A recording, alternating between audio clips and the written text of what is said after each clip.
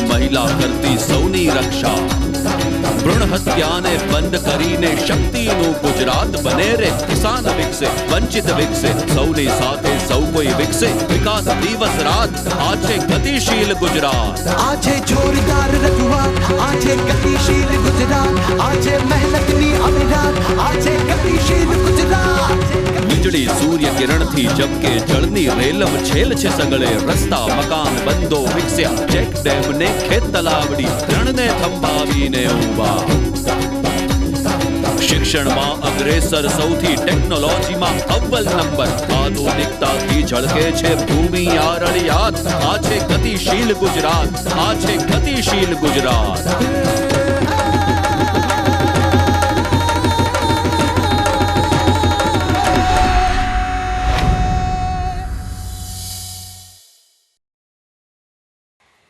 નમસ્કાર દર્શક મિત્રો, ગતિશીલ ગુજરાત કાર્યક્રમના આરંભે સ્વાગત છે આપ સૌનું. મિત્રો, વ્યક્તિના વિકાસના પાયામાં જે મૂળભૂત આયામો રહેલા છે તેમાંનું એક છે શિક્ષણ. ગુજરાતના વિદ્યાર્થીઓ શ્રેષ્ઠ શિક્ષણ પામીને પોતપોતાના ક્ષેત્રમાં કૌશલ્ય અને જ્ઞાનના અજવાળા પાથરી રહ્યા છે. સરદાર પટેલ યુનિવર્સિટી વલ્લભ વિદ્યાનગર ખાતે તાજેતરમાં આવા જ તેજસ્વી વિદ્યાર્થીઓનો દીક્ષાંત સમારોહ યોજાયો હતો. રાજ્ય હોય કે રાષ્ટ્ર, વ્યક્તિ હોય કે સમાજ, તેના સર્વાંગી ઘડતરમાં શિક્ષણનો ફાળો અમૂલ્ય હોય છે. ગુજરાતમાં યુવાનોને વૈશ્વિક કક્ષાનું શિક્ષણ મળી રહે એ માટે વિશ્વવિદ્યાલયો સેન્ટર ફોર એક્સેલન્સ તરીકે ઉભરી આવે તે દિશાના પ્રયત્નો થઈ રહ્યા છે. વલ્લભ વિદ્યાનગર સ્થિત સરદાર પટેલ યુનિવર્સિટી ખાતે 57મા વાર્ષિક પદવીદાન સમારોહમાં ગુજરાતના રાજ્યપાલ શ્રી OP કોહલી દ્વારા વિવિધ વિદ્યા શાખાઓના 12,199 વિદ્યાર્થીઓને સ્નાતક અને અનુસ્નાતકની પદવીઓ એનાયત કરવામાં આવી હતી. રાજ્યપાલશ્રી તથા મુખ્યમંત્રી શ્રીમતી આનંદીબેન પટેલના હસ્તે 117 જેટલા તેજસ્વી વિદ્યાર્થીઓને સુવર્ણ પદકોથી વિભૂષિત કરાયા હતા. રાજ્યપાલ શ્રી કોહલીએ સામર્થ્યવાન સ્નાતકો તૈયાર કરવા विश्वविद्यालयों ने आह्वान કર્યું હતું. वैश्वीकरण, ग्लोबलाइजेशन, दुनिया एक हो गई, दुनिया एक गांव बन गई, हम सिमट गए. तो इस वैश्वीकरण के दौर में नई चुनौतियां, नए चैलेंजेस आ रहे हैं. भारत इससे अलग थलग नहीं रह सकता. इन वैश्वीकरण की चुनौतियों को अच्छी तरह समझकर विश्वविद्यालयों को, अपने यहाँ से निकलने वाले स्नातकों को इस चुनौती का सामना करने के लिए तैयार करना होगा. તેઓએ જણાવ્યું હતું કે વિશ્વવિદ્યાલયો ભારતીય સંસ્કૃતિની ધારાને નિરંતર ધબકતી રાખે તેવી શિક્ષણ પ્રણાલી અપનાવે તે જરૂરી છે. तो मैं कहूँगा कि विश्वविद्यालय 3 काम करते हैं. पहला काम है वे ज्ञान का सृजन करते हैं. वे ज्ञान उत्पन्न करते हैं, ज्ञान का सृजन करते हैं.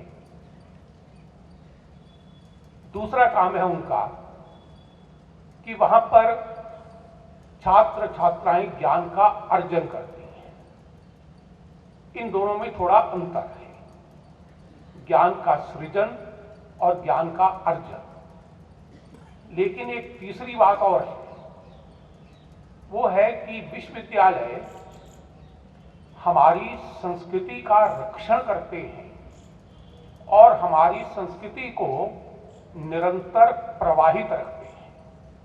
2 संस्थाएं ऐसी हैं जो संस्कृति का रक्षण करने में और संस्कृति की धारा को निरंतर प्रवाहित करने में मूल्यवान योगदान देती हैं. वे 2 संस्थाएं हैं, एक परिवार और दूसरी विश्वविद्यालय. વિશ્વવિદ્યાલયો સ્કોલર સિટીઝન તૈયાર કરવાની જવાબદારી નિભાવે તેવી અપીલ તેઓએ કરી હતી. રાજ્યપાલશ્રીએ યુનિવર્સિટીને આ અવસરે અભિનંદન આપ્યા હતા. मुझे इस बात की भी बहुत खुशी है कि ये विश्वविद्यालय अनेक पड़ावों को सफलतापूर्वक पार करता हुआ अपने हीरक जयंती वर्ष में प्रवेश कर रहा है. यह महत्वपूर्ण काल बिंदु है. मैं इस विश्वविद्यालय को इस काल बिंदु तक पहुंचाने वाले सभी वर्तमान कुलपति, उनसे पूर्व के कुलपति, यहाँ के शिक्षक, यहाँ का प्रशासन, अभिभावक भी, छात्र छात्राएं, उन सबको विश्वविद्यालय के हीरक जयंती वर्ष में प्रवेश करने के मौके पर बहुत बहुत बधाई देता हूँ। મુખ્યમંત્રી શ્રીમતી આનંદીબેન પટેલે જણાવ્યું હતું કે વિદ્યાલયોનું શિક્ષણ માત્ર પદવીલક્ષી ન હોવું જોઈએ.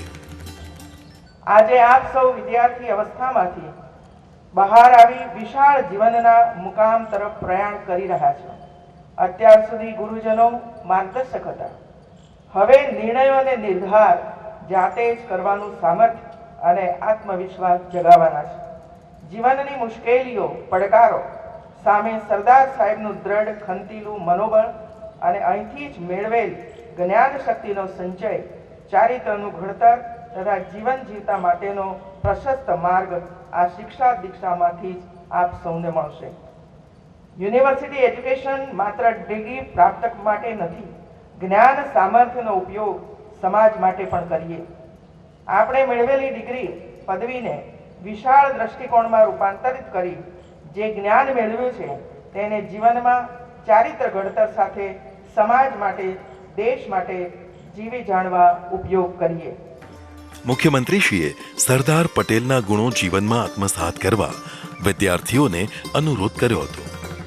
આ યુનિવર્સિટીના નામાભિધાન એવા વિરલ વ્યક્તિત્વ સરદાર વલ્લભભાઈ પટેલ નામ સાથે જોડાયેલું છે, જેણે નિડરતા, ખુમારી, હિંમત અને ધીરજનો સમન્વય સાધ્યો હતો. સરદાર સાહેબ સ્પષ્ટપણે કહેતા કે શિક્ષણ ધામો, યુનિવર્સિટીઓ માત્ર નોકરિયાતો પેદા કરનારા કારખાના ન બની રહેવા જોઈએ. રાષ્ટ્ર નિર્માણ, ચારિત્ર ઘડતરનો ભાવ યુવાનોમાં જાગે તેવા તેમના આ મર્મને પારખીને એટલા માટે જ કદાચ આ યુનિવર્સિટીનો તેનો મુદ્રાલેખ શિલમ વૃત્ત ફલમ શ્રુતમનો રાખ્યો છે. એનો અર્થ એ કે અહીં મેળવેલા જ્ઞાનથી ચારિત્ર ઘડતર અને રાષ્ટ્ર નિર્માણ થવું જોઈએ. આપ સૌ પણ આપના જીવનમાં આ મંત્ર અપનાવશો એવો મને ચોક્કસ વિશ્વાસ છે. સમાજનું ઋણ અદા કરવા તેઓએ વિદ્યાર્થીઓને શીખ આપી હતી. આપ સૌએ અત્યાર સુધીના વિદ્યાર્થી કાળમાં જે પ્રાપ્ત કર્યું છે તેમાં કેટલા સમાજ સહયોગી પરિવાર સૌનો પરિશ્રમ સમાયેલો છે તેને આજની પળે યાદ કરજો. તેમનું ઋણ અદા કરવાનો દાયિત્વ નિભાવવાનો સંકલ્પ કરજો. સ્કિલ ડેવલપમેન્ટ પર ભાર મૂકતા મુખ્યમંત્રીશ્રીએ જણાવ્યું હતું કે કેવળ ડિગ્રી નહીં, સ્કિલનું પ્રાધાન્ય આજની યુવા શક્તિની કી ઓફ સક્સેસ છે. વિશ્વની ઇકોનોમી જોતા 20 મિલિયન સ્કિલ યુથ પાવર ફોર્સની જરૂર ઊભી થવાની છે ભવિષ્યમાં. હવે પોલિટિકલ પાવરની સ્ટ્રેન્થથી નહીં, ઇકોનોમિક પાવરની સ્ટ્રેન્થથી દુનિયા ઉપર સર્વોપરિતા સ્થાપવાની છે અને એના માટે હિન્દુસ્તાનની યુવા સંપદા કોઈથી ઉતરતી નથી, ઉત્તમ જ છે. આજે ગુજરાત રોજગારીની તકો પૂરી પાડવામાં દેશમાં પ્રથમ અને એકમાત્ર રાજ્ય છે. મુખ્યમંત્રીશ્રીએ વધુમાં ઉમેર્યું હતું કે આ વર્ષની શરૂઆત એક સારા એવા મોટા દાનથી થઈ રહી છે. નડિયાદના ઇન્દુ કાકા ઇફકોવાલાની પોતાની અને તે પછી તેમના કુટુંબીજનોની એક વિશાળ પ્રથા રહી છે કે આ વિસ્તારના ઘણા શૈક્ષણિક અને સામાજિક કાર્યોમાં પોતાનું દાન આપતા રહેવું અને આ વિસ્તારના વિકાસમાં ઇફકોવાલા પરિવારનો અનોખો ફાળો રહ્યો છે. ઇફકોવાલા પરિવારના શ્રી દેવાંગભાઈ પટેલ અને તેમના કુટુંબીજનો અને મિત્રો દ્વારા સરદાર પટેલ યુનિવર્સિટીને 1.5 કરોડનું દાન જાહેર કર્યું છે. આ રકમ યુએસએ અને ભારતમાં રહેતા મિત્રો અને ઇફકોવાલા કુટુંબીજનો તરફથી યુનિવર્સિટીને દાન પેટે અપાઈ રહી છે. એથી પણ વિશેષ કે જે રૂપિયા 1.5 કરોડની બાંહેધરી હતી તે વધારીને શ્રી દેવાંગભાઈએ આ રકમને 2 કરોડ સુધી લઈ જવાનો નિર્ણય જાહેર કર્યો છે. યુનિવર્સિટીના કુલપતિ પ્રોફેસર હરીશ પાઢે સાંસદો, ધારાસભ્યો, પદાધિકારીઓ, અધિકારીઓ, વિદ્યાર્થીઓ અને તેમના પરિવારજનો ઉપસ્થિત રહ્યા હતા. મિત્રો, ગતિશીલ ગુજરાત કાર્યક્રમની આપણી આજની આ સફરને આગળ ધપાવીએ તે પહેલા જોઈ લઈએ એક સંદેશ. Vibrant Gujarat Global Summit 2015, the biggest, largest and grandest ever. Unprecedented partnership with 8 countries and participation of many more. To be attended by top world leaders and business science. With theme-based seminars of global importance. Also presenting India's largest trade show. A global CEO conclave and various country and state seminars for global peace and prosperity. 11th, 12th and 13th January. The 7th Vibrant Gujarat Global Summit 2015. A gateway to opportunities. તાજેતરમાં રાજ્યના મુખ્યમંત્રીશ્રી તથા મંત્રીશ્રીઓની ઉપસ્થિતિમાં ગતિશીલ ગુજરાતમાં વિવિધ કાર્યક્રમોનું આયોજન કરાયું હતું. આવા કેટલાક કાર્યક્રમો સંકલિત રૂપે નિહાળીએ સમાચાર સારાંશમાં. રાજ્યના મુખ્યમંત્રી શ્રીમતી આનંદીબેન પટેલે તાજેતરમાં કેવડિયાની મુલાકાત લઈ સરદાર સરોવર ડેમના નિર્માણ સ્થળે ડેમ સાઇટ ઉપર દરવાજા મૂકવાની કામગીરીનું પિયરનું નિરીક્ષણ કરીને પ્રગતિની પ્રત્યક્ષ માહિતી મેળવી હતી.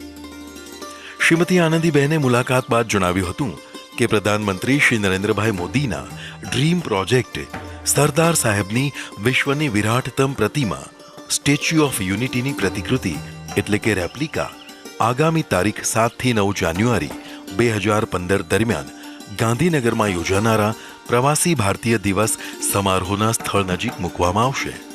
7, 8, 9 जनवरी में प्रवासी भारतीय दिवस हम मना रहे हैं.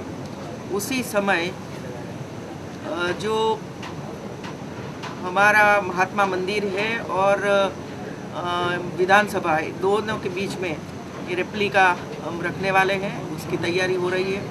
મુખ્યમંત્રીશ્રીએ 6 મહિનામાં બીજી વાર આ કામનું નિરીક્ષણ કરીને તે ખૂબ જ ઝડપથી થઈ રહ્યું છે તેની માહિતી મેળવી હતી. નરેન્દ્રભાઈ મોદી દેશના વડાપ્રધાન બન્યા પછી 17મી જૂનના દિવસે નર્મદા ડેમ ઉપર દરવાજા મૂકવાની પરમિશન આપી હતી અને એ જ દિવસે હું અહીં આવી હતી અને એનું ખાતમુહૂર્ત કર્યું હતું.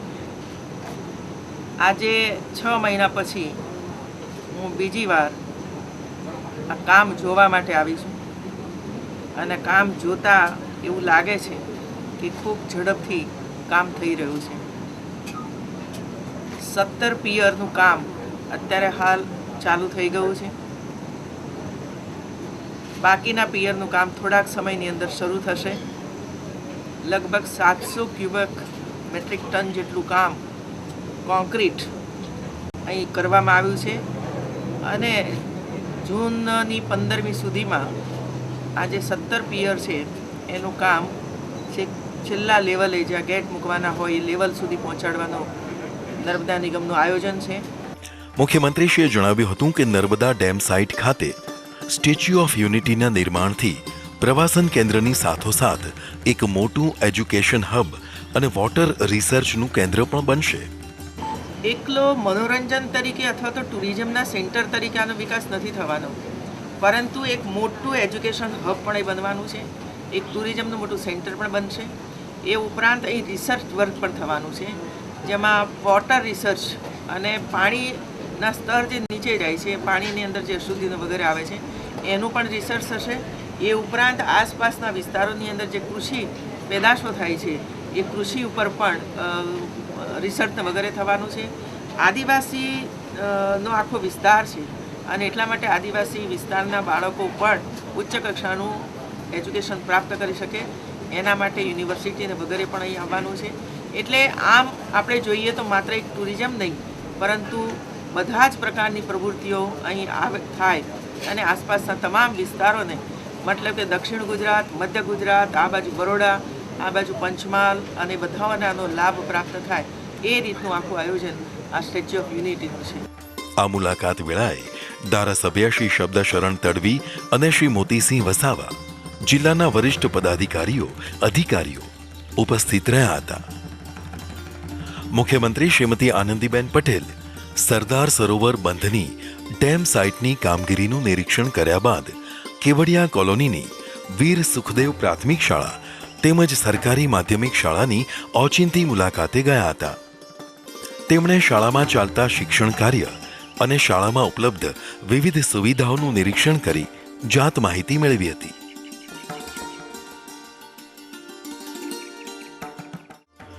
સુરેન્દ્રનગર જિલ્લામાં આવેલા એશિયાના સૌથી મોટા ઢાંકી પમ્પિંગ સ્ટેશનની પાણી પુરવઠા મંત્રી શ્રી વિજયભાઈ રૂપાણી અને રાજ્યમંત્રી શ્રી જયેશભાઈ રાદડિયાએ મુલાકાત લઈ સૌરાષ્ટ્ર કચ્છને પાણી પહોંચાડવા માટે ચાલતા પાઇપલાઇનના કામોનું નિરીક્ષણ કરી જાત માહિતી મેળવી હતી. શ્રી રૂપાણીએ જણાવ્યું હતું કે ગુજરાત સાચા અર્થમાં હવે ટેન્કર મુક્ત રાજ્ય બની જશે. આ મુલાકાત વેળાએ વઢવાણના ધારાસભ્ય શ્રીમતી વર્ષાબેન દોશી, પદાધિકારીઓ, અધિકારીઓ ઉપસ્થિત રહ્યા હતા. ગુજરાતની વિવિધ કલાઓના કલાકારોને સન્માનવાના રાજ્ય સરકારના ઉપક્રમ અંતર્ગત નાટ્ય, સંગીત અને લોકકલા ક્ષેત્રના સિદ્ધ કલાકારોને વર્ષ 2013-14ના ગૌરવ પુરસ્કારથી સન્માનિત કરાયા હતા. વર્ષ 2013-14 માટે અમદાવાદ ખાતે યોજાયેલા કલાના આનંદનો અનુભવ કરાવે તેવા જીવંત ગૌરવ પુરસ્કાર સમારંભમાં રાજ્યના યુવા સાંસ્કૃતિક પ્રવૃત્તિ વિભાગના મંત્રી શ્રી નાનુભાઈ વાનાણીએ નાટક, સંગીત, નૃત્ય અને લોકકલા ક્ષેત્રના 12 કલાકારોને ગૌરવ પુરસ્કાર એવોર્ડ સાથે શાલ ઓઢાડીને તેમનું સન્માન કર્યું હતું.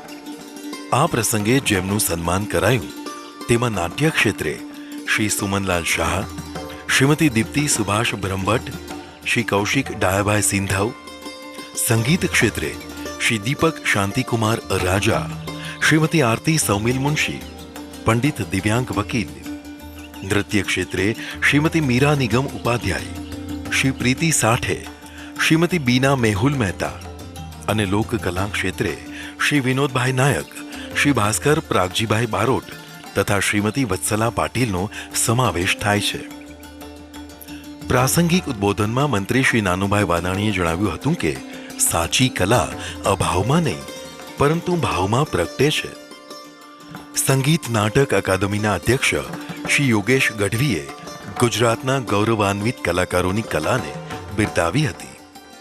યુવક સેવા અને સાંસ્કૃતિક પ્રવૃત્તિઓ વિભાગના સચિવ શ્રી ભાગ્યેશ જહાએ કલાકાર દ્વારા અભિવ્યક્ત થતી કલાને ઈશ્વરની અભિવ્યક્તિ સમાન લેખાવી હતી. કલાકારોએ આ પ્રસંગે પોતાનો આનંદ વ્યક્ત કર્યો હતો. બસ અત્યારે તો આનંદ છે કે સમગ્ર કુટુંબ ગૌરવવંતું બન્યું છે અને રાજ્ય સરકારે જે પ્રોત્સાહન આપ્યું છે આ પ્રવૃત્તિને એને માટે ખૂબ આનંદની લાગણી અનુભવું છું. આપ હી રંગાએ બિના ઓર ન લાગે રંગ, પહેલે તો દીપક જલે ફિર જળજલ મરે પતંગ.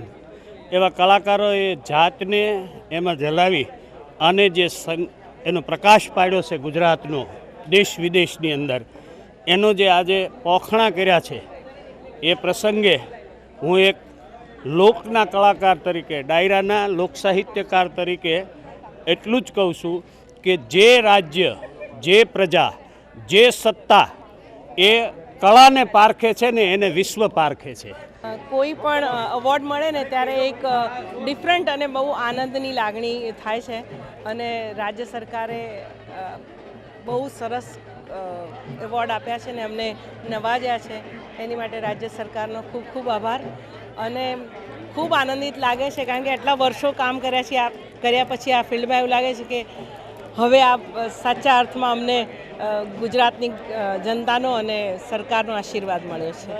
બહુ જ અદ્ભુત લાગી રહ્યું છે કે આટલા વર્ષોની કલાની સાધના મારા ગુરુઓને, મારા પેરેન્ટ્સને, મારા સગાવાલા, મારા સ્ટુડન્ટ્સ, મારા હસબન્ડ, મારો દીકરો, બધાનો ખાસ તો ઈશ્વરનો એટલો બધો આભાર માનું છું કે મને આ આર્ટ આપવા બદલ, મારી લાઈફને સ્પેશિયલ બનાવવા બદલ.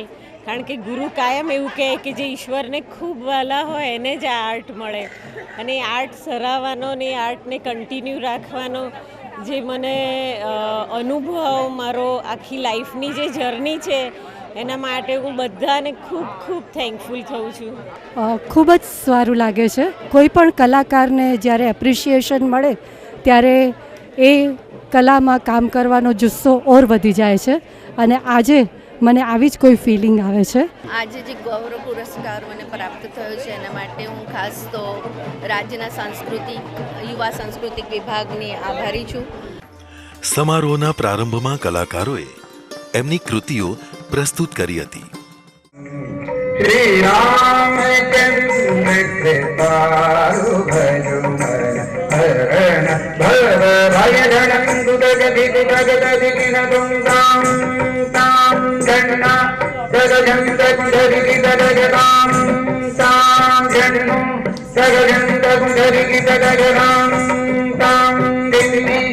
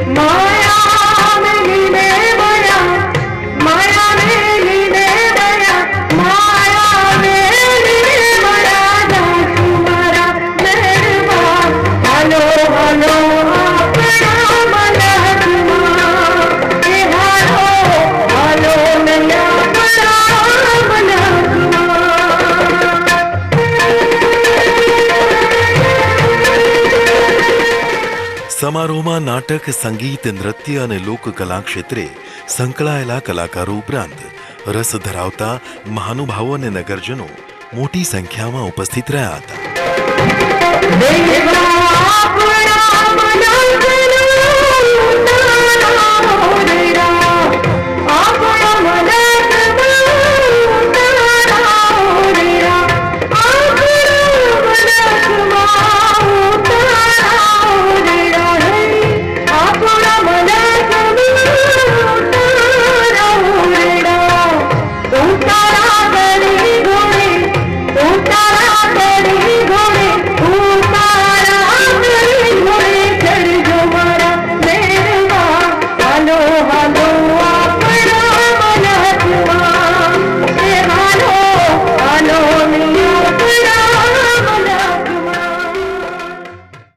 દર્શક મિત્રો, આપણા આજના આ કાર્યક્રમનો સમય થાય છે અહીંયા પૂરો.